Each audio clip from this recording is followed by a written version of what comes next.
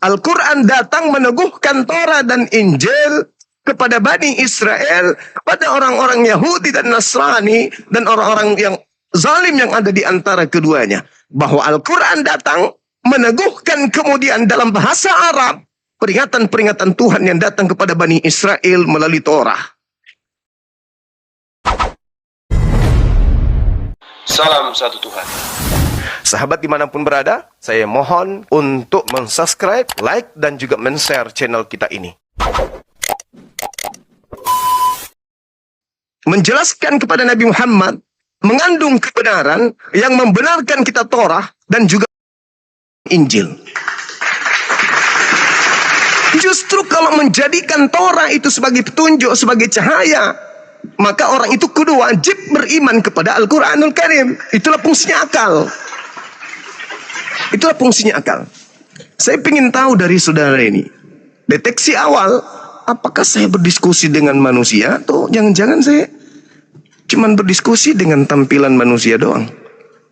Coba, menurut saudara, hukum Taurat itu diperuntukkan untuk Bani Israel atau untuk seluruh umat manusia? Kasih dalil, silakan. Ya, oke, Bang Juma. Kalau Allah memberikan Taurat itu hanya khusus pada umat Israel, pertanyaan saya untuk Bang Juma, lu kenapa nggak jawab? Dengar dulu. Mengapa? Apakah hukum Taurat itu? Allah SBT disuruh beriman kepada kitab itu? Saya ulang lagi. Dengar dulu. Mengapa Allah SBT memberitahu bahwa di dalam kitab itu ada cahaya dan petunjuk? Kalau kitab itu khusus untuk umat Israel, kenapa dia menyuruh umat Islam untuk beriman pada kitab itu? Itu akal. Wa katabna lahu fil al-wah itu akal, min kulli syai' mau'idatu wa tafsila. Mau idata wa tafsila. Kenapa Allah memberitakan itu? Hukum Taurat itu, dengar, jangan bertanya pura-pura untuk tidak menjawab. Bukan pura-pura, ini Al-Quran yang bertanya. Iya, Al-Quran saya menerangkan Anda untuk beriman bahwa ada kitab yang dulu pernah diwahyukan untuk kaum Bani Israel. Itu kan kami beriman ke situ. Bahasa penipuanmu, Bang Juma. Sekarang pertanyaan saya. Kalau Anda mengatakan itu kitab itu untuk orang Israel, lalu kenapa Allah mengatakan perintah kepada Anda untuk beriman pada kitab-kitab sebelumnya?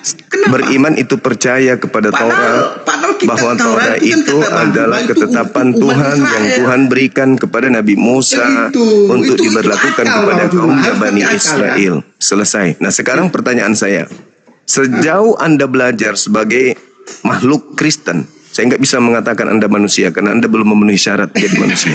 Sebagai makhluk Kristen, sabar. Sebagai makhluk, nggak apa-apa. Sebagai makhluk yang beragama Kristen, apakah pernah Anda baca di dalam terjemahan kitab yang Anda ambil dari agama Yahudi yang menerangkan bahwa Taurat itu diperuntukkan untuk seluruh umat manusia? Jawab.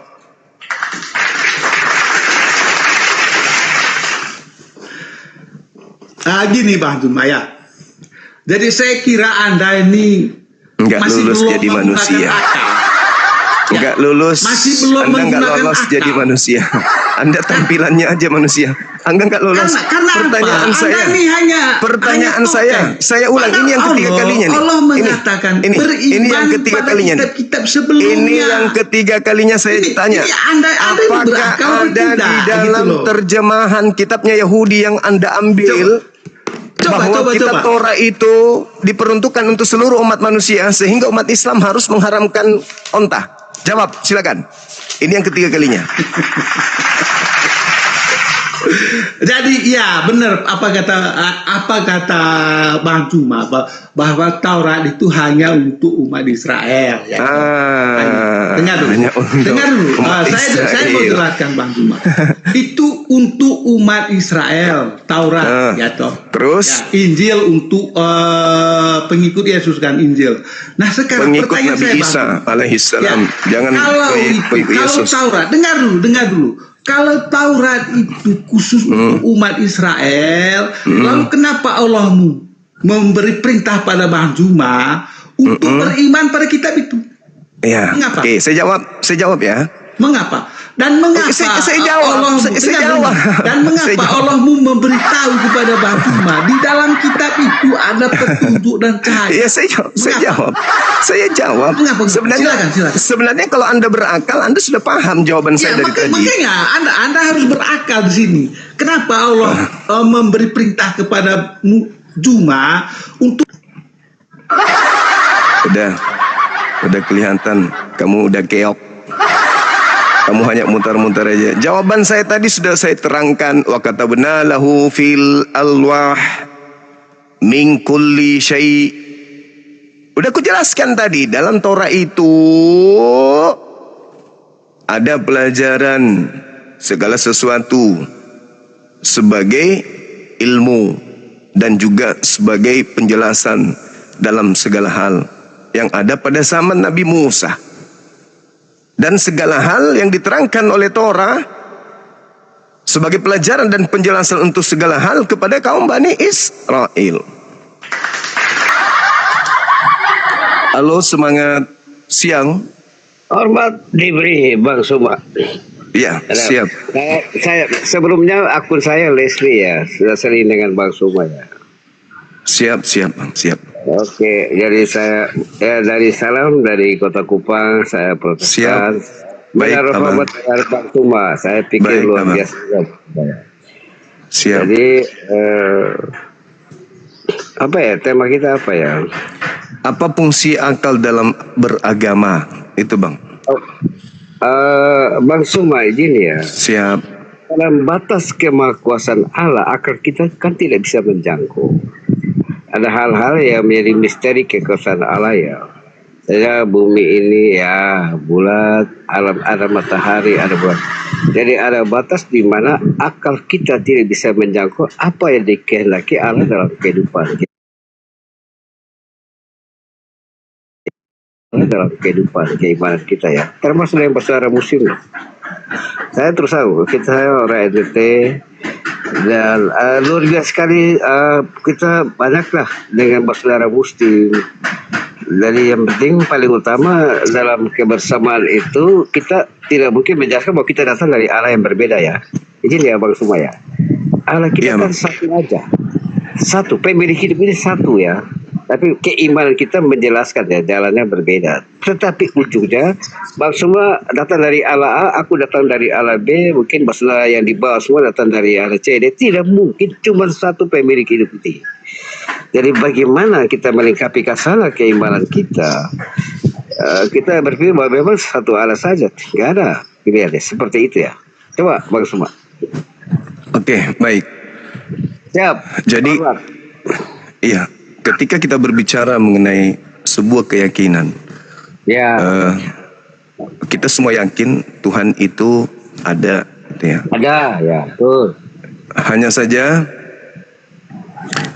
terkadang akal enggak dipakai untuk sampai kepada Tuhan sehingga nyangkut kemana-mana menuhankan yang disebut makhluk. Yakin memang, yakin Tuhan itu ada. Yakin pencipta langit dan bumi itu satu, tetapi keyakinannya tidak ditopang oleh akal sehat, maka keyakinannya itu nyangkut kemana-mana. Contoh agama saudara kami Kristen. Ya. Orang Kristen itu mengakui Tuhan itu satu, pencipta langit dan bumi itu satu, yang maha kuasa itu satu. Tetapi pola ini tidak dibangun oleh karakteristik manusia berakal. Sehingga hanya gara-gara melihat manusia berjalan di atas air dibilang Tuhan. Hanya gara-gara orang membangkitkan orang mati dibilang Tuhan. Orang gara-gara dia membuat orang lumpuh berjalan, ini Tuhan pasti. Kenapa bisa demikian? karena akal dimatikan. Padahal sebenarnya Yesus itu mengajarkan hidup kekal itu adalah mereka mengenal Engkau satu-satunya Tuhan, satu-satunya Allah, yaitu Dia yang telah menciptakan manusia dan mengutus manusia Yesus sebagai rasul kepada kaumnya Bani Israel.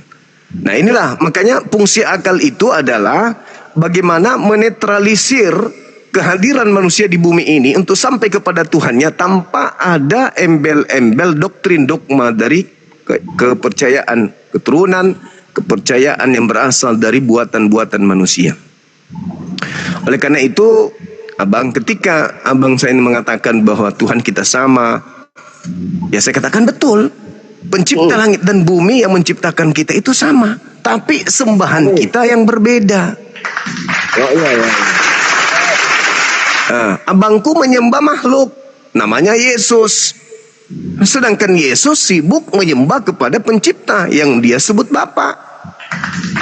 Kenapa abang sampai kepada posisi menuhankan Yesus? Karena itu tadi, akal nggak difungsikan. Yang dipakai hanya hati, yang dipakai hanya perasaan, sehingga Yesus yang bukan Tuhan pun dituhankan. Apakah itu betul? Tidak benar. Kenapa tidak benar? Karena tidak masuk ke dalam poin akal, tidak masuk akal, alias irasional. Kenapa irasional? Kenapa nggak masuk akal? Karena faktanya Yesus bertuhan. Yesus bukan ateis. Yesus itu makhluk bertuhan. Sebagai makhluk bertuhan, dia meyakini Tuhan itu ada dan Tuhan itu bukan dirinya. Faktanya dia bertuhan. Nah, datanglah saudara-saudara saya Kristen menuhankan makhluk yang bertuhan ini. Maka muncul pertanyaan, sebenarnya Kristen ini fungsi akal bagi mereka itu apa? Begitu abang, silakan. Oke, izin Bang Suma ya. Saya sudah beberapa kali ya. Saya sebelumnya akun saya Leslie ya.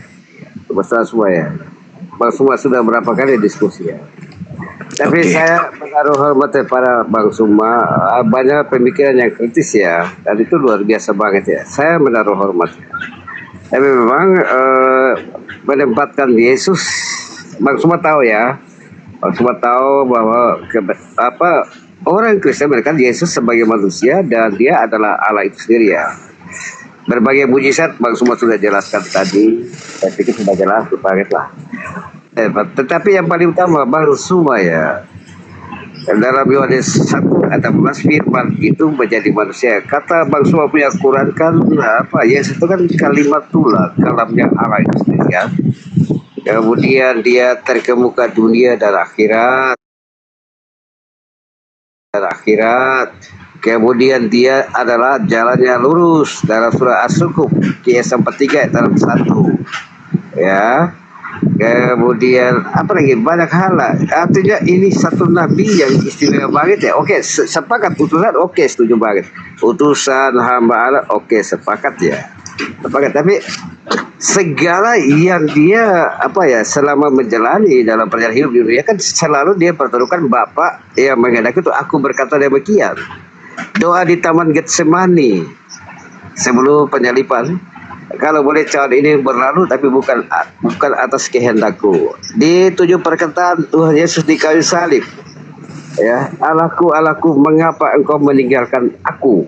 Manusianya. Kenapa manusianya? Bahwa dalam tradisi bagi Kristen ya, ini minta maaf ya, kita menambah kasar saja ya. Bagi Kristen ada pengorbanan untuk urusan pengampunan dosa, syukuran dan seterusnya. Termasuk pastoral muslim juga ada dong. Misalnya itu kan dalam Israel Yahudi juga ada ya. Ambil domba yang mungkin kulit putih mulus, apalagi sapi juga yang harus yang oke lah begitu. Tetapi maksudnya saya pikir kita sepakatlah bahwa Allah yang menghukum Adam dan Hawa dan yang bisa membalikan menjadi jembatan Allah itu sendiri kan. Nah, dalam tradisi Yahudi sebagaimana dalam perjanjian lama kitab Tanak miliknya orang Yahudi, bahwa ada korban ya sebagai amanah Abraham ya, Ishak dan Yakub. Kita agak berbeda situ ya. Tapi ada korban yang mau dipersembahkan untuk menyatakan ikhlasnya keimanan kita di hadapan pemilik hidup ini. karena Yesus ini datang sebagai manusia, firman itu menjadi manusia, manusia benar dong. Pertama Yohanes 2 ayat 7 ya. Dan aku Yesus sebagai manusia. Dalam Filipi 2 ayat 6 sampai 8, Allah mengosongkan diri menjadi seorang hamba supaya dia menjadi sama dengan manusia. Kemudian dalam Kolose 2 ayat 9, dalam tubuh jasmani segala kepenuhan Allah ada pada dia. Jadi saya pikir mungkin kita ada beberapa hal yang mungkin kita ya saling melengkapi lah. Diskusi ini menambah kasana keimanan saja, tapi luar biasa banget. Kalau omong tentang Paulus ya sering didengarkan, tapi dalam Roma 9 ayat 5 Paulus menempatkan Yesus sebagai Allah itu sendiri, Bang Suma. Ya, jadi itu luar biasa sekali. Tapi itu keputusan keimanan masing-masing ya. Jadi begini, yang paling utama dalam kehidupan keimanan kita, kita merasakan kehadiran kuasa Allah dalam kehidupan keimanan kita. Bagi Kristen, kuasa dalam nama Tuhan Yesus. Oke, Bang Suma, hormat diberi. Beta saudaraku itu lengkap. Siap. Oke, makasih. Hormat. Makasih. Siap. Ya. Oke, baiklah, Bang Suma, beta izin pamit. Beta menaruh Bang Suma luar biasa. Ya, makasih Bang, makasih. Kita menaruh hormat kepada Bang Suma ya. Terima kasih. Baik. Dan semua yang di bawah hormat diberi. Silakan aku ingin pamit ya. Baik, Abang, baik. Silakan. Amin. Hormat diberi Bang Suma. Beta suka sekali. Cuma kritis banget. Beta suka. Oke. Makasih ya, Bang. Hormat. Terima kasih. Siap. Makasih ya, Bang. Pamit ya Bang Suma. Oke, makasih Bang Paulo. Siap. Beta Leslie. Bang Leslie, sorry. Siap Bang Leslie. Oke, baik, hormat. Ya, makasih. Ya, jadi teman-teman sekalian, penjelasan dari Bang Leslie tadi itu bagi kita yang berakal ini justru menghantarkan kita lebih yakin lagi bahwa memang Kristen ini susah untuk ditelaah menggunakan akal. Terkait dengan Yesusnya, ya, Roma, Paulus menjelaskan seperti apa. Ya, itulah cerminan bahwa memang doktrin mematahkan akal, memecahkan otak manusia sehingga otaknya nggak berfungsi. Islam itu berada pada derajat yang sangat tinggi. Karena ketika orang-orang mengatakan bukti Yesus Tuhan, kami sejahtera, kami bla bla bla dan seterusnya, itu hanyalah sebuah ungkapan orang-orang yang tidak memfungsikan akal. Bahwa pencipta langit dan bumi itu maha mencukupi makhluknya. Dia disembah atau tidak disembah, pencipta langit dan bumi tetap aja memenuhi hajat daripada makhluk yang ada. Al-Quran menarasikan begitu tingginya apa kata Quran. Sanurihim ayatina fil afaq wa fi anfusihim. Bagi orang berakal, kata Quran, mereka bisa menangkap bagaimana pencipta langit dan bumi itu memperlihatkan kekuasaannya, kebesarannya di seluruh penjuru. Jadi kalau ada orang mengatakan, ya Yesus itu maha kasih, buktinya saya berdoa padanya, saya diberikan. Orang Islam yang memiliki ilmu tinggi terhadap keadaan itu, paham betul. Wah, Anda berdoa kepada Yesus, tapi yang mengabulkan doa Anda adalah Allah Subhanahu wa Ta'ala. Anda memuja Yesus, Anda memuji Yesus, Anda menyembah Yesus, Anda kemudian mengidolakan Yesus, menganggap dia Tuhan. Tapi ketika Anda berdoa, bukan Yesus yang mengabulkan doa Anda, tetapi dia Sang Maha Pencipta. Allahus Samad. Itu. Jadi Tuhan memperlihatkan keberadaannya, kebesarannya, tanda-tanda kekuasaannya di segenap penjuru. Di orang Kristen, ya, di orang Hindu, ya, di orang Buddha, ya, Tuhan memperlihatkan kebesarannya. Tetapi sembahan-sembahan yang mereka sembah itu bukanlah kemudian pencipta langit dan bumi. Ketika membawa narasi Quran, abang tadi, padahal dalam Quran itu sudah sangat jelas. Inna mathala Isa indallahi kamathali Adam. Semisal penciptaan Nabi Isa alaihissalam sama persis seperti penciptaan Nabi Adam alaihissalam. Selesai gugur semuanya. Ketika Nabi Isa disebut kalimatullah, kalimatuhu, roh dari Allah, kalimat dari Allah, udah selesai. Dengan ungkapan satu ayat, inna mathala Isa indallah kamathali Adam. Ya, tapi lagi-lagi Al-Quran itu waliyatazakkara ulul albab, hanya untuk orang-orang yang berfikir. Gitu. Jadi bagi kami umat Islam, ilmu yang saudara paparkan tadi, Abangku Paulo atau Steli itu apa ya? Bukan apa-apa sih. Tapi cerminan yang Anda jelaskan membuktikan bahwa agama Anda memang ditelaah bukan dengan akal, tapi dengan perasaan, dogma. Begitu, Abang.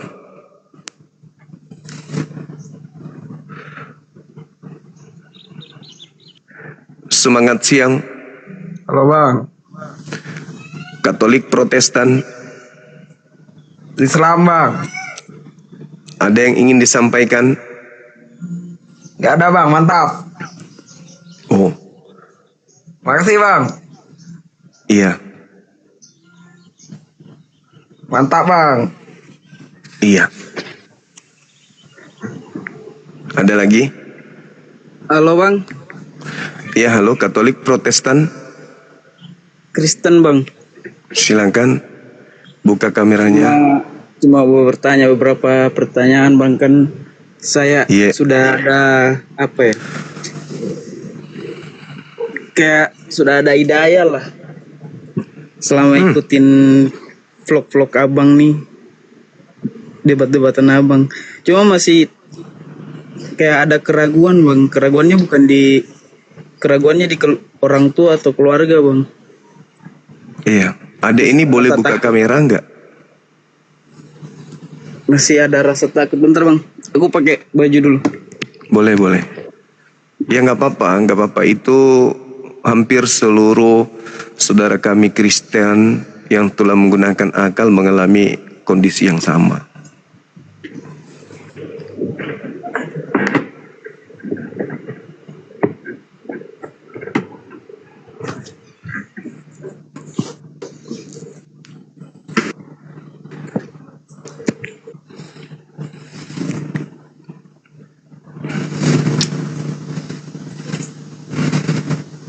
Coba tanya kakak, nak. Nanti abah ganti bilang. Halo? Waalaikumsalam. Mana tadi? Oh, hilang. Sini. Semangat siang. Lo aja pakai di sini gua. Udah lah, sini kunci lagi. Semangat siang. Halo. Coba apa orangnya itu? Halo muda bos. Iya. Halo. Yuk. Halo. Ya, Halo. ya, hadir. Katolik, Protestan. Tidak pengikut Muhammad. Berarti kafir. Bisa buka kamera? Justru kalian kafir ngikuti ajaran Muhammad. Udah seperti Tuhan aja kalian bikin Muhammad dong. Astaga, tobat kalian dek, tobat. Di bawah bang. Halo, semangat siang.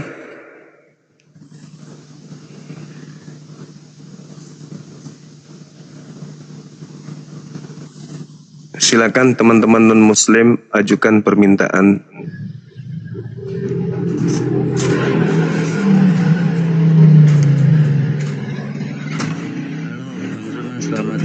Selamat siang. Assalamualaikum. Waalaikumsalam. Suaranya kecil bang. Assalamualaikum Bang Zuma. Waalaikumsalam. Silakan. Ini satu, saya mau nanya satu. Soalnya tadi saya dari room Bang Nanda.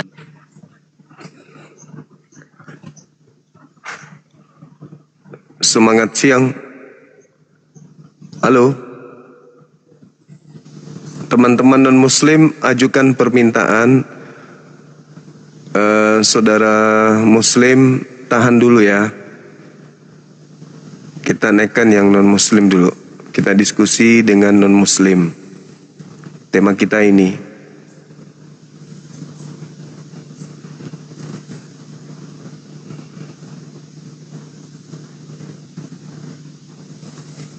Silakan teman-teman non-muslim ajukan permintaan.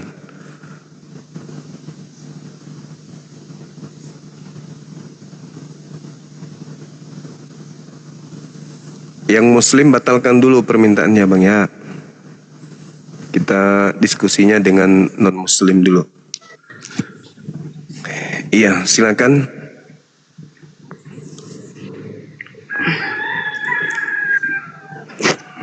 Jadi begitu Bang pertanyaanku yang tadi, masih ada keraguan, masih ada kesulitan lah.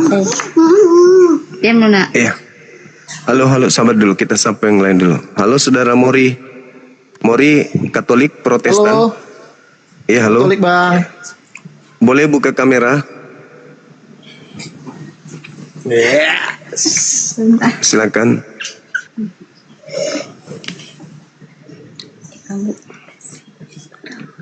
Oke. Sabar ya, Ade ini yang tadi lebih dulu. Katolik ini ada tema apa fungsi akal dalam agama? Bisa Anda jelaskan hubungannya akal Anda dengan kekristenan, connect nggak?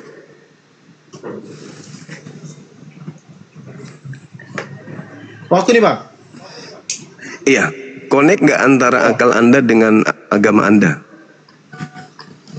Ya sebagaimana manusia diciptakan kan Bang. Kan ada buah pikiran ya kan. Betul. Ya udah, jadi akal itu diciptakan biar kita berpikir. Ya. Siapa pencipta kan gitu ya kan. Connect nggak antara agama Anda yang Anda yakini dengan akal Anda sendiri itu? Atau tolak belakang? Sejauh ini connect Bang. Kalau nggak kita ikuti agama itu kan gitu. Baik. Menurut saudara Yesus itu pencipta langit dan bumi? Kalau dari konteks Yesus itu pencipta ya enggak lah Bang. Oke. Yang ciptakan berarti dia kan bukan yang maha tinggi. Bukan pencipta. Yang maha tinggi. Oke. Ya betul. Jadi Yesus bagi Anda hanya Utusan. Ya, utusan Allah. Karena kan kami konteksnya itu Bang diberikan pikiran tuh Allah Tritunggal. Allah Bapa, Allah Putra dan Allah Roh Kudus gitu dia Bang. Ini Tritunggal ini apakah masuk akal menurut saudara? Tuhan membelah diri menjadi 3. Enggak, katanya Tuhan satu. Enggak amuba deh Bang. Jadi 3 in 1 dia. Maksudnya? Disitulah kita harus berpikir kalau memang Tuhan itu cuma Tuhan itu harusnya satu, nggak boleh 3 kan? Betul. Nggak seharusnya terbagi, makanya aku setiap ikutin video Bang Sumo itu kayaknya mulai aneh, aku rasa dengan agama sendiri. Karena dia 3 in 1 Bang. Iya, kenapa bisa? Itu ilmu dari mana? Yang mengajarkan Anda menerima 3 in 1 itu siapa? Yesus kah atau siapa yang ngajarin? Itu nggak ilmu, itu keyakinan Bang. Oh, ya itulah makanya aku bilang tadi, apakah keyakinan Anda connect dengan akal? Ternyata nggak connect kan? Lah, kalau connect berarti ada ilmu, disiplin yang kemudian mengajarkan bahwa Tuhan itu pernah menjadi bukan Tuhan. Gimana akal bisa menelaah itu? Pernah menjadi bukan Tuhan, maksudnya kayak mana tuh Bang? Kan Anda katakan 3 in 1. Yesus ini adalah Tuhan yang menjadi manusia. Betul? Ya. Kan dari firman dia. Manusia itu bukan Tuhan. Berarti Tuhan Anda pernah menjadi bukan Tuhan. Nah, gitu tuh maksudnya Bang. Jadi kalau dalam Alkitab gitu kan Bang, dalam Injil tuh kan dia kan Allah yang Maha Tinggi itu kan berfirman kepada Gabriel ya kan. Sejarahnya kan gitu. Ya, firman itu jadi dan firman itu jadi.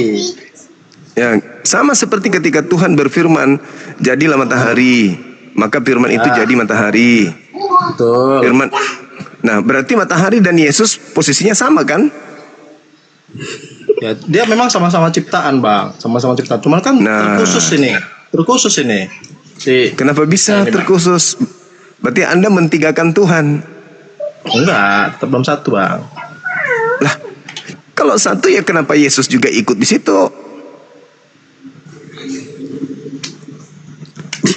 Kan Yesus memurnikan akidahnya loh. Yohanes 17 nomor 3. Hidup kekal itu adalah mereka mengenal engkau satu-satunya. Bukan 3, tapi satu-satunya. Gak ada yang lain. Lalu Yesusnya duduk sebagai rasul, utusan tok. Dia tidak masuk ke dalam satu-satunya itu. Untuk nebeng-nebeng juga enggak. Tapi Yesus mendudukkan dirinya sebagai utusan dari pencipta satu-satunya tersebut. Yohanes 17 nomor 3. Itu baru masuk akal. Itu baru connect dengan akal. Tapi kalau Anda mengatakan Yesus ini bukan pencipta tapi ciptaan, tapi dia juga adalah bagian daripada pencipta, itu berarti tidak connect lagi dong dengan iman Anda, dengan akal Anda. Apa salahnya manusia ketika manusia mendudukkan Yesus sebagai rasul? Nggak ada salahnya kan? Tapi ketika Yesus didudukkan sebagai Tuhan, itu salah total.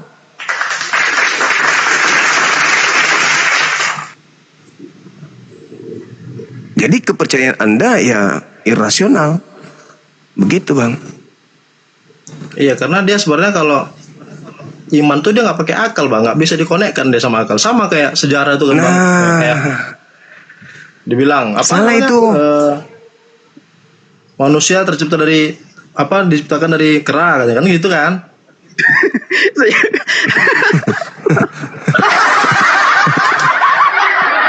Nah, itulah artinya bahwa Anda sudah mengakui iman kepercayaan Kristen itu tidak connect dengan akal, betul? Memang susah dikonekkan Bang. Susah dikonekkan. Itu karena itulah dia iman. Berarti agama Anda berasal dari manusia, bukan dari yang maha mengetahui. Ya, karena memang agama sejatinya kan Bang memang diciptakan sama manusia. Nah, udah selesai. Sedangkan agama itu harus berasal dari Sang Maha Mengetahui. Sehingga agama itu kudu harus connect dengan akal. Bila mana ada agama tidak connect dengan akal, berarti itu buatan manusia tuh, itu karangan. Itu aliran kepercayaan. Karena pencipta langit dan bumi maha mengetahui. Agama itu kan diciptakan Bang. Agama itu kan memang diciptakan. Agama. Tidak. Agama kacau. Jadi kan agama itu diciptakan agar tidak kacau. Nah, tetapi supaya manusia itu tidak kacau, maka pencipta yang menciptakan manusia mengetahui seluk-beluk manusia. Sehingga dia yang menciptakan produk manusia kudu wajib kemudian memberikan pengetahuan melalui manual book untuk mengantarkan manusia ini sampai kepada Tuhannya. Artinya ketika agama itu berasal dari pencipta langit dan bumi, maka agama itu sandarannya pasti akal. Karena hanya akal lah yang bisa membedakan manusia dengan makhluk yang lain. Hanya akal lah yang bisa menjadi alat manusia sampai kepada Tuhannya. Ketika ada sebuah agama tidak masuk akal, berarti agama itu tidak berasal dari Tuhan.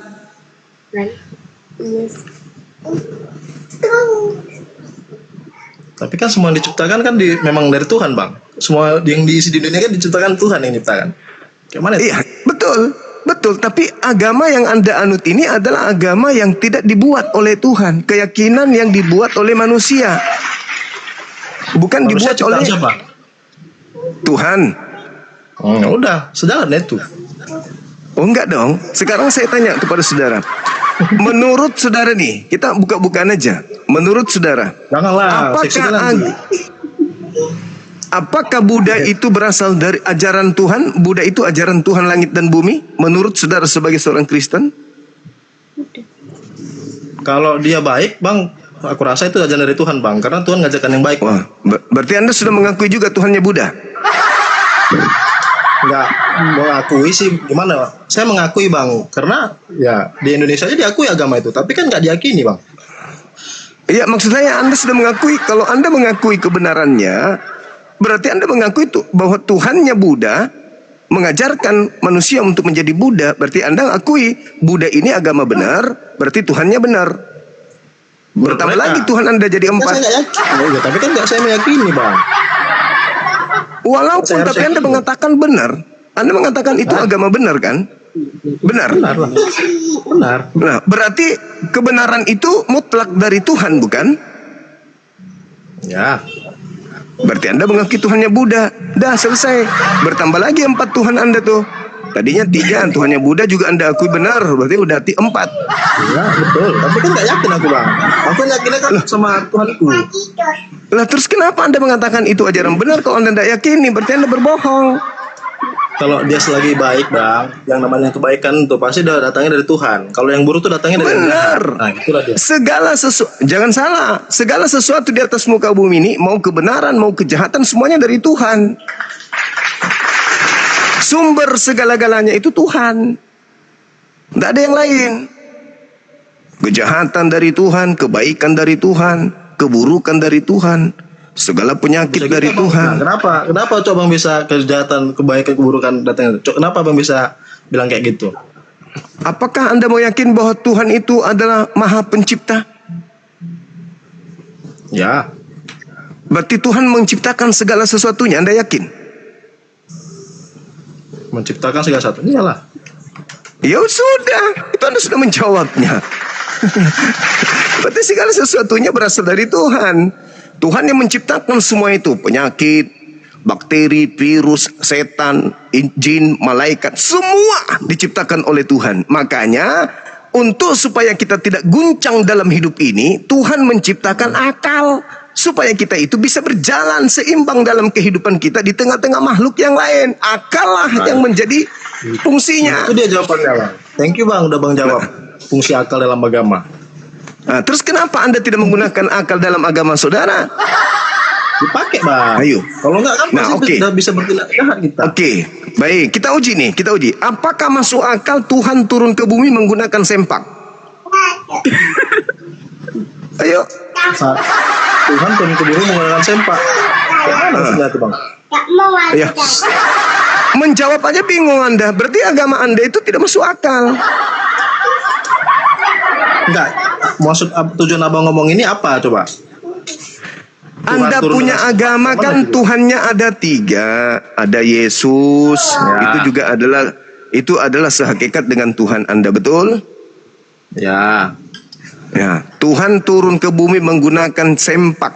Itu masuk akal? Nggak turun ke bumi. Dia nggak turun ke bumi dengan menggunakan sempak lah bang. Masa dengan sempak? Lah, Yesus pakai sempak atau tidak? Saat itu kan dilucuti bang, dilucuti sama orang-orang Romawi. Bukan niatnya dia turun pakai sempak. Siapa coba niat turun pakai sempak? Abang coba keluar pakai sempak. Mau nggak bang? Wah, Anda setarakan saya dengan Tuhan Anda. Keren ini. Ya kan aku nanya abang, mau nggak abang? Iya, saya mau. Saya bertanya sama saudara, apakah connect di akal saudara Tuhan Anda pakai sempak? Ya saat itu dilucuti bang, dilucuti baju-bajunya. Ya, masuk di akal Anda nggak Tuhan langit bumi dilucuti pakaiannya?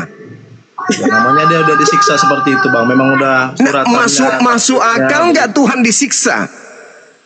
Itu nggak masuk akal sih kalau dalam ajaran kami kan bang, dia memang mengorbankan diri.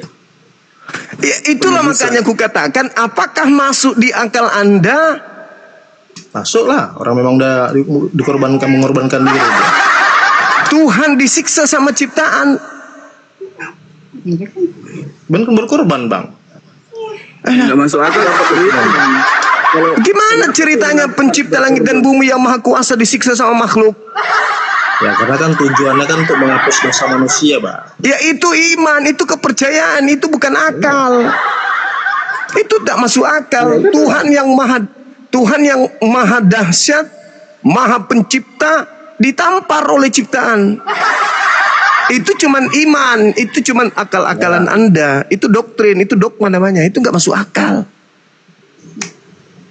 Ya, itu kan biar menurut abang. Tapi itulah dia bang, sudah tertutup dia akal sama iman ya kan? Mana ada masuk akal itu? Itu nggak masuk akal, itu nggak masuk akal. Nggak masuk akal Tuhan langit bumi turun ke bumi disiksa sama ciptaan. Alamak. Jadi saya katakan kepada saudara, ya memang sulit mengkoneksikan antara akal dan agama Kristen itu sulit. Karena agama Kristen tidak masuk akal. Ya, memang nggak bisa masuk akal ya bang. Itulah dia kemuliaan iman itu bang. Udah selesai. Udah selesai. Tapi kalau kami di Islam, Tuhan mengutus manusia tanpa ayah, lahir sebagai nabi, disiksa oleh manusia, masuk akal karena dia juga manusia. Gitu. Ya. Karena dia manusia ciptaan. Bahkan dibunuh pun, Nabi Zakaria dibunuh pun nabi-nabi itu. Gitu. Iya. Tapi kalau di agama saudara, ya Tuhan yang turun ke bumi dibunuh manusia, itu tidak masuk akal itu. Begitu bang. Oke? Bagus ya? Oke bang. Oke, makasih ya saudara ya. Saudara Mori sudah bergabung di kita. Lain kali naik lagi di sini, kita istirahatkan dulu supaya Anda bisa berpikir di bawah. Masa ada Tuhan ditampeleng sama ciptaan, gimana? Udah gila, orang gila itulah, Tuhan ditampeleng. Pak Prabowo aja diperlakukan begitu, Indonesia ngamuk. Apalah kata malaikat penjaga neraka ya, penjaga alam kubur, melihat Tuhan alam semesta ditampar oleh manusia. Gila. Maka nggak bergemuruh langit-langit, turun semua makhluknya ke bumi, memperandakan alam ini.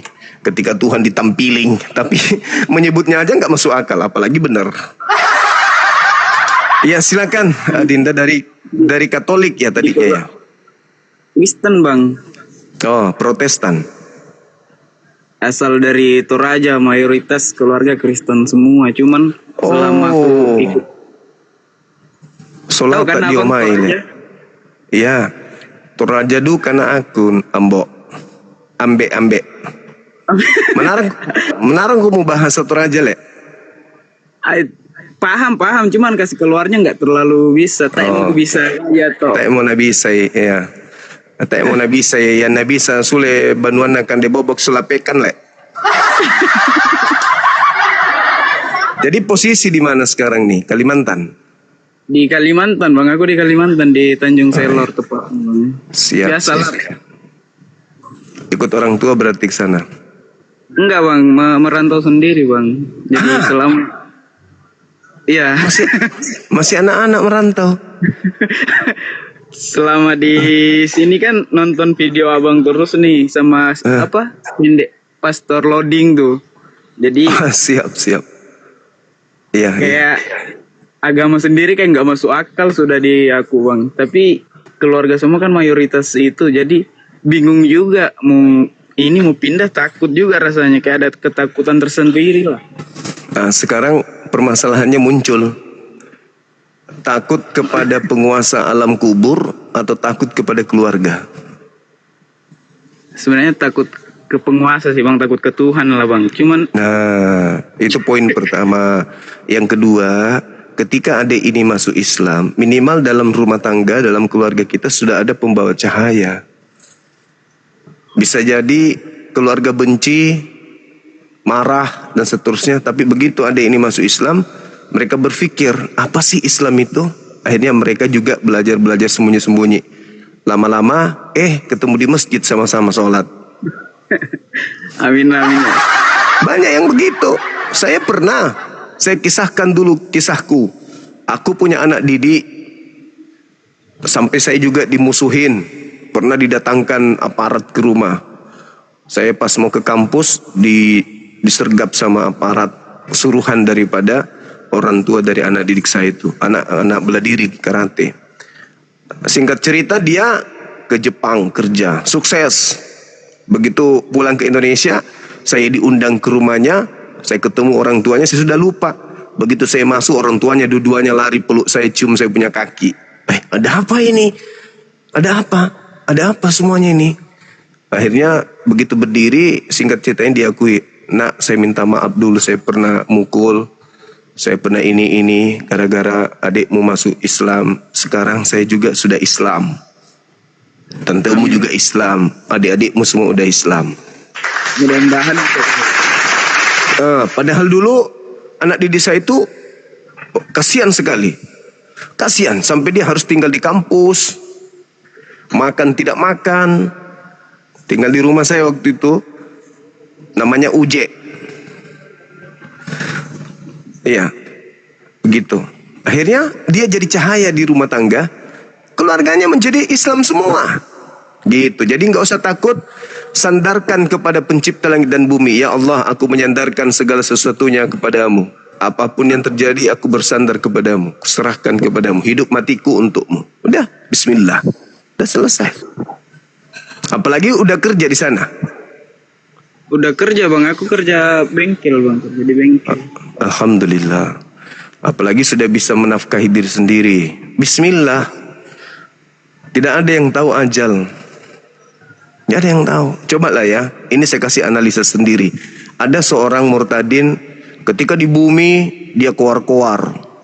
Dia menghujat kemudian Islam, memaki-maki dan seterusnya. Sekarang dia mati beberapa hari yang lalu, dia meninggal dunia. Kira-kira yang menjadi penolongnya di alam kubur itu siapa? Dalam perspektif agama Kristen, penolong manusia ketika masuk kubur itu siapa penolongnya?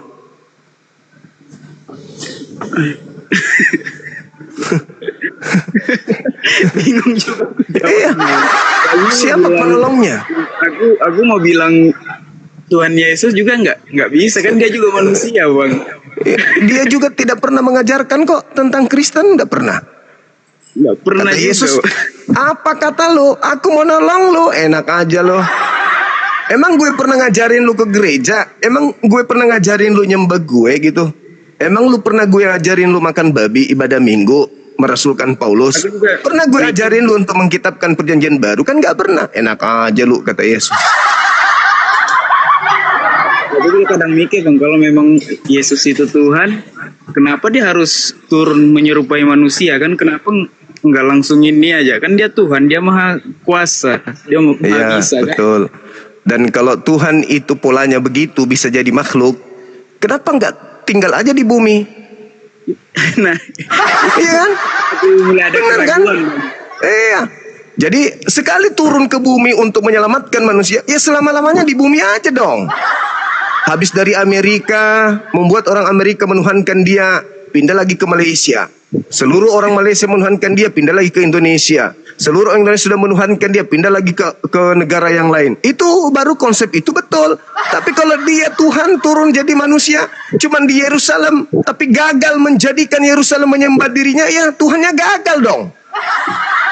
Sejak kan nggak mungkin Tuhan gagal kan? Itu dia makanya. Yang masuk akal itu adalah Tuhan tidak nuzul menjadi makhluk. Karena Tuhan itu kekal, maka dia tidak berubah menjadi makhluk. Sebab makhluk itu tempatnya kelemahan. Yang benar adalah Tuhan mengutus para nabi, termasuk Nabi Yesus. Lalu manusia diberi pilihan, maukah kamu beriman kepada Yesus atau kau tidak mau beriman kepada Yesus? Yang mau beriman silakan, Yesus adalah nabiku, Yesus adalah rasulku. Imani dia sebagai nabiku, imani dia sebagai rasulku. Ada orang yang mengimani sebagai Tuhan. Kan koplak. Itu kan aku namanya sayang sama Tuhan sendiri kan, sayang sama Yesus itu. Kan setauku Yesus itu kan cuma utusan. Jadi kalau mau makin sayang katanya banyak juga yang ku dengar kalau makin sayang nih percaya dia sebagai nabi lah, apalah. Jadi selama aku ikut nonton abang udah ketemu adalah ketemu jawabannya. Ya iya, alhamdulillah. Jadi kalau pola yang dibangun oleh Kristen, Tuhan turun ke bumi jadi manusia karena kasihnya, oke, kita coba ikuti irama irasional tersebut. Sekarang kalau Kristen melakukan dosa, bagaimana cara mereka menghapuskan dosanya? Kalau dulu kan tebus. Ya ditebus. Berarti bebas melakukan dosa sekarang. Masolang generasi. Bingung, jadinya bingung kan kalau kayak gitu. Aku juga kadang mikir kayak gitu, jadi bingung jadinya. Nah sekarang kalau dia mengatakan, saudara teman debat saya gini, oke, dosa-dosamu terdahulu ditebus Yesus. Oke, sekarang kalau lu bikin dosa lagi, kayak mana cara menghapuskan? Apa jawabannya? Bertobat. Ya, sama dengan Islam dong. Iya, Bang. Iya, berarti untuk apa dia turun? Untuk apa dia menjelma jadi manusia kalau ujung-ujungnya bertobat? Ya cukup akui dosa, datang ke rumah ibadah, ya Rob, ya Tuhanku pencipta langit dan bumi. Aku menyesali segala perbuatan-perbuatanku yang tidak baik. Ampuni dosaku ya Tuhan. Udah selesai, diampuni. Kok Tuhan turun mati dipantek sama makhluknya? Alamak. Kalau pola itu benar, harusnya setiap tahun Tuhan turun lagi, sedikit-sedikit turun. Begitu ada yang ingkar kepadanya, turun lagi. Hei, aku Tuhanmu nih, lihat nih ke langit, lihat ke langit. Ada di atas dia jubah besar. Hai orang Indonesia, aku Tuhan. Jangan kau minum tuak ya. Kalau pola itu betul. Apalagi kalau pulang Toraja itu, Bay. Di Toraja itu kan mayoritas di sana Kristen. Ya, maksudnya pola itu tidaklah masuk akal gitu. Nah, kalau pola itu juga dipaksa untuk benar, ya harusnya kan ada Tuhan dalam wujud perempuan juga. Iya kan? Masa laki-laki? Kan manusia terdiri dari dua jenis. Tuhan jenis laki-laki sudah turun. Nah, turunkanlah Tuhan jenis perempuan juga. Nah, bilang mini kuda, Tuhan, kau kan maha adil Tuhan. Kenapa kau turun ke bumi hanya dalam rupa manusia? Ayo dong, turun juga dong dalam rupa kuda. Nah, kalangan binatang lain juga cemburu, iri. Terus pohon ketapang bilang begini, lu sudah pernah turun jadi manusia, jadi binatang, turun dong dalam rupa pohon bonsai. Turun juga jadi pohon bonsai. Terus batu nisan kuburan Cina juga teriak, hei, biar bagaimanapun kami batu nisan ini juga adalah ciptaanmu. Turunlah ke bumi jadi berupa batu nisan. Menggelinding dari langit kayak meteor turun ke bumi jadi batu nisan. Banyak hal yang irasional jadinya kalau itu dipaksakan sebagai sebuah kebenaran. Jadi yang benar itu adalah sanurihim. Tuhan memperlihatkan kebesarannya di seluruh penjuru bumi. Dengan kita melihat siang dan malam, kita pastikan bahwa Tuhan itu ada. Sanurihim ayatina fil afaq wa fi anfusihim. Aku Tuhan memperlihatkan kebesaranku di seluruh penjuru. Barang siapa yang melihat adanya siang dan malam, dia sudah bisa memastikan aku itu ada. Siapa yang bisa berkaca dan melihat alisnya tersusun rapi bulu-bulunya, bukan dia yang buat, bukan orang tua yang buat, itulah aku yang buat. Mereka akan sampai kepada keberadaanku. Dia melihat pita suaranya atau tidak melihat pita suaranya, atau dia mendengarkan suaranya sendiri, bukan dia yang membuat itu semua. Itulah aku. Aku memberikan kode pada dirimu bahwa aku ada. Itulah aku yang menitipkan keadaan-keadaan kebesaranku di hadapan dirimu sendiri. Bahkan aku ada lebih dekat kepadamu daripada kau sendiri terhadap dirimu. Buktinya, apakah kamu tahu bagaimana aliran darahmu mengalir dalam tubuhmu? Tidak. Aku yang mengatur itu. Kamu makan, kau masukkan makanan, entah apa-apa kau masukkan dalam tubuhmu. Apakah kau yang mengatur ritmenya? Ada yang ke jantung, ada yang ke limpa, ada yang ke otak. Apakah kamu yang mengaturnya? Bukan, aku yang mengaturnya. Wa nahnu akrabu ilaihi min hablil warid. Aku lebih dekat kepadamu daripada kamu kepada urat lehermu. Itu yang betul. Tuhan kok mana Tuhan kita? Tuh, di pohon. Ngapain dia? Dia lagi cari jambu. Tuhan kita mana ya? Aku kok nggak lihat. Dia lagi ke belakang. Ngapain? Pipis. Wah, celakalah konsep seperti itu. Jadi yang benar adalah sanurihim ayatina fil afaq wa fi anfusihim. Bagi orang yang berakal, Tuhan itu bisa dilihat dengan melihat alam semesta ini. Siapa yang mengatur lajunya pertumbuhan kumis tidak laju seperti gigi? Nah, apakah kita? Kan bukan kita. Iya kan? Masuk makanan ke dalam tubuh, kunyah masuk. Udah masuk kita tidur. Tuhan yang mengatur. Ini masuk ke gigi, ini masuk ke kumis. Zat-zat yang kau makan dari makananmu itu tidak boleh masuk ke gigi. Sebab kalau dia masuk ke zat jaringan gigi, maka gigimu akan bertumbuh seperti rambut. Zat-zat yang kau makan itu ada nutrisi yang masuk ke rambutmu. Supaya gitu masuk ke rambutmu, dia harus membuat rambutmu bertumbuh dan panjang dan seterusnya. Ketika orang itu sudah mendekati kematian, nah dengarkan, maka nutrisi yang masuk tidak lagi bekerja maksimal. Kenapa? Panggilan alam maut sudah mendekat. Rambut sudah mulai rontok sedikit demi sedikit. Gigi sudah mulai permisi satu persatu. Udah mulai muncul asam lambung, lambung asam, kemudian urat asam dan seterusnya. Itu fakta, itu real. Apa buktinya bahwa alam maut sudah mulai menari-nari memanggilmu? Rambutmu sudah mulai berubah warna. Kulitmu sudah sedikit demi sedikit berkerut. Bang, menanya kalau syarat-syarat masuk di Islam itu apa aja, Bang? Yang pertama, akal. Harus berakal sehat dulu, tidak boleh gila. Berakal sehat. Yang kedua, bersaksi tidak ada Tuhan selain Allah. Dan yang kedua adalah menyaksikan bahwa Nabi Muhammad adalah Rasul utusan Allah. Yang ketiga, potong nonot sedikit. Bersunat. Ya, betul sekali. Kalau Nabi Abraham disuruh potong lehernya anaknya, Abraham tunduk. Masa kita manusia ini disuruh potong sedikit kulit saja nggak mau? Itulah bukti kita ini kufur. Bagaimana seandainya ambe anakmu itu mesa-mesana perintahkan kepadamu gorok lehernya le. Oh, nggak mau saya. Itu berarti Anda tidak tunduk. Nabi Abraham disuruh tunduk menyembeli anak satu-satunya yang diminta telah puluhan tahun dia rindukan. Begitu datang, lagi manja-manjanya, lagi mesra-mesranya, lagi sayang-sayangnya, Tuhan datang. Saya minta serahkan kepala anakmu kepadaku. Abraham tunduk. Itu baru namanya orang beriman. Karena Tuhan memerintahkan, maka dia tunduk.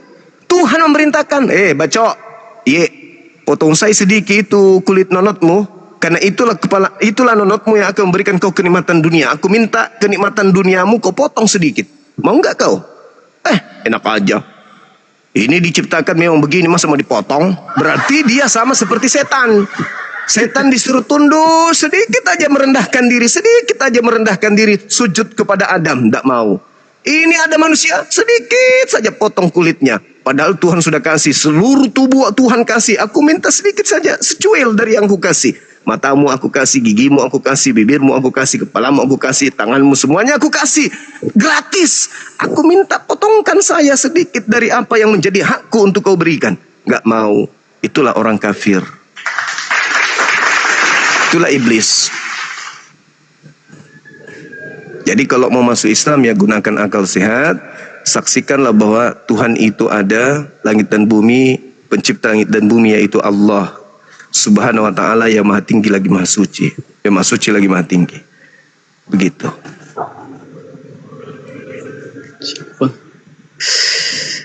Kayak gemetar aku, Bang, rasanya kayak merinding. Ya memang begitu, Adek. Anda masuk Islam, Anda sudah Islam dari lahir. Begitu besar orang tua Anda yang meninggal, yang membuat Anda jauh dari Islam.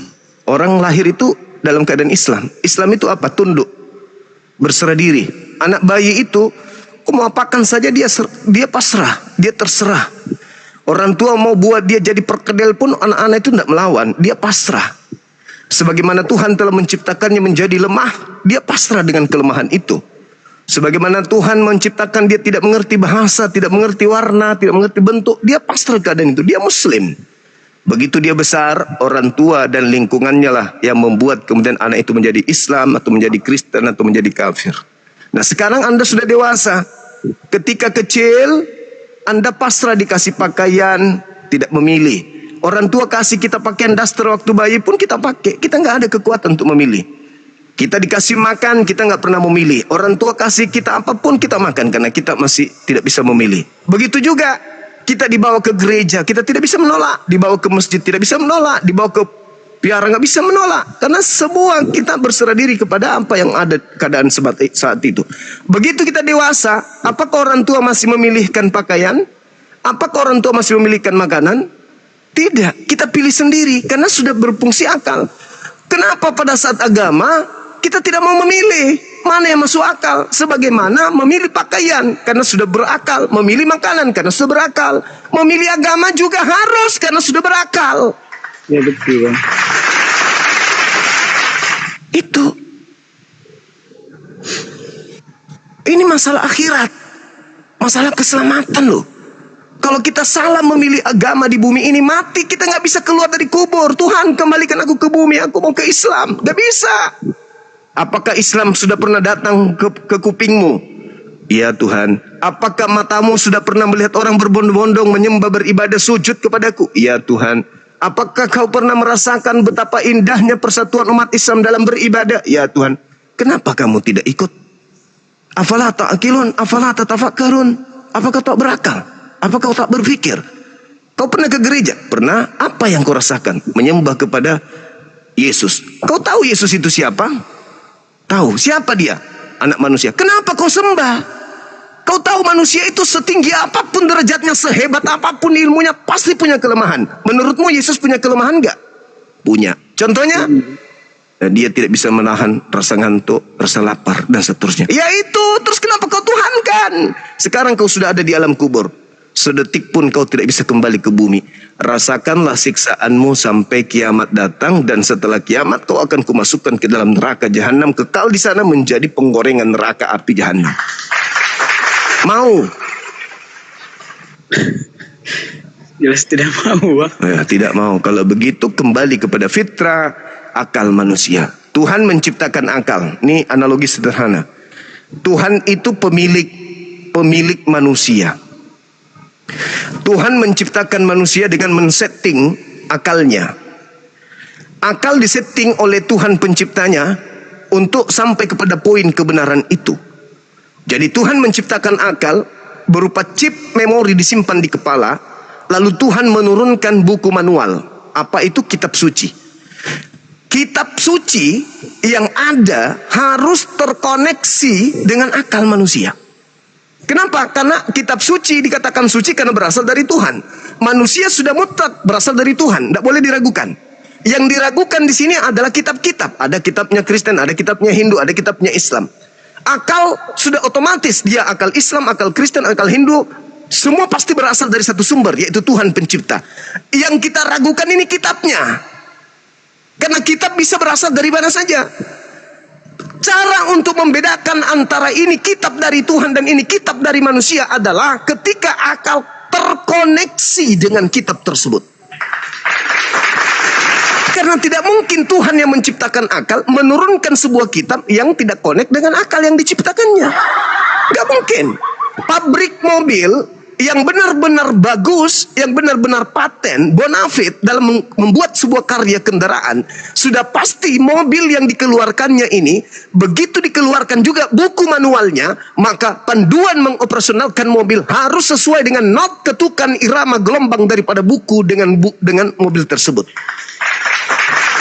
Tapi kalau ada pabrik mengeluarkan mobil matic, terus buku panduannya adalah buku kulkas, berarti pabrik ini nggak bisa dipercaya sebagai pabrik yang benar.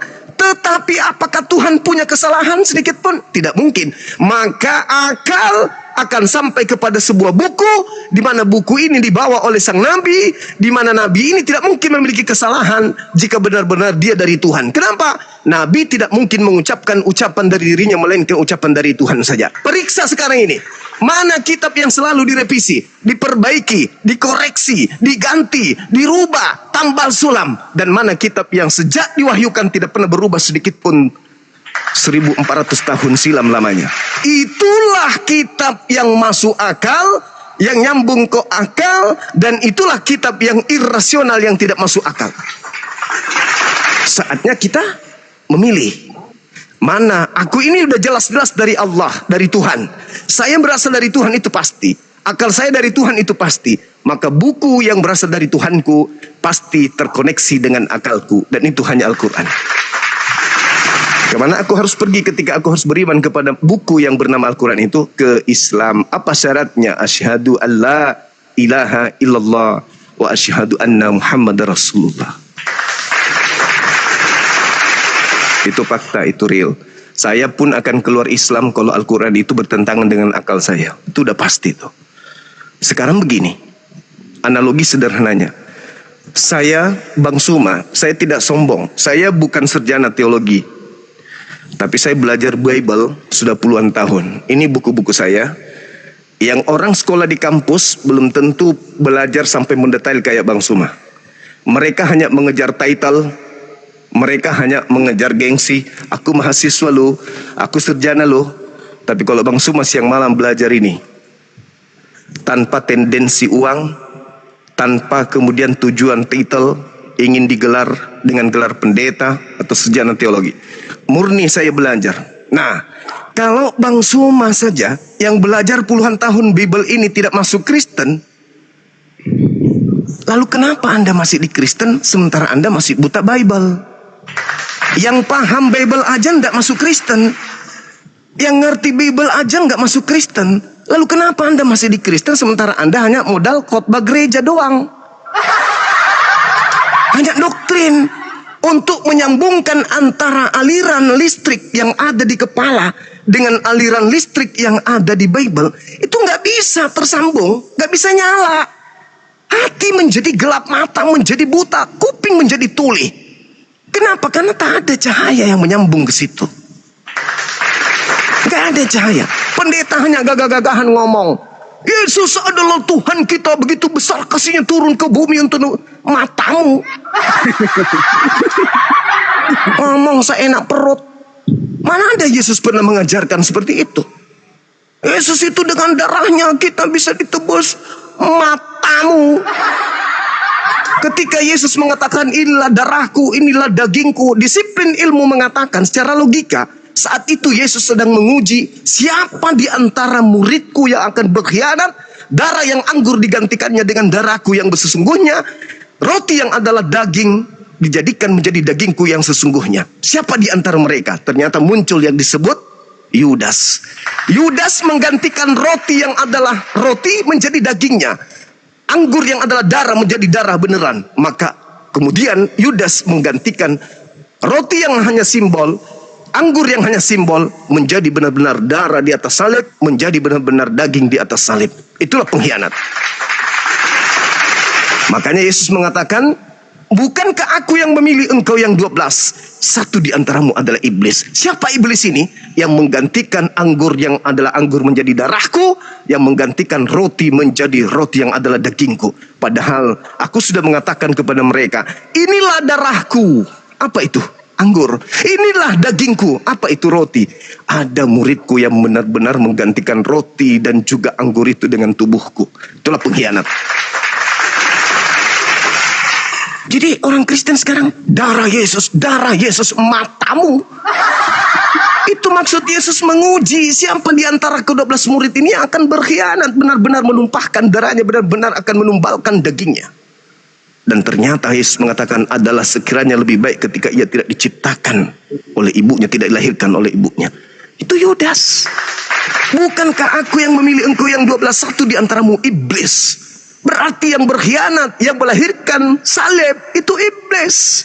Celakalah orang-orang yang percaya kepada ajaran iblis. Saya kira begitu. Adinda Andi yang ganteng, yang baik hati. Dari saya menjelaskan pendekatan akal, pendekatan wahyu. Silakan Anda manusia, Anda bukan hewan, Anda bukan binatang. Silakan Anda leluasa. Ya, bagaimana Anda kemudian mengoptimalkan akal, mengoptimalkan kepercayaan Anda terhadap apa yang saya sajikan. Kalau masuk akal, itulah manusia. Tapi kalau tidak masuk akal, itulah binatang. Kalau yang saya sampaikan ini masuk akal, berarti memanusiakan Anda. Tapi kalau yang saya khotbahkan ini tidak masuk ke akal Anda, berarti saya membinatangkan Anda. Kalau yang abang bilang semuanya masuk akal sih buat saya memanusiakan adik ini berarti. Oke. Kita naikkan teman-teman kita dulu karena saya izin mau ibadah. Dinda Nora, Dinda Kores silakan meluncur.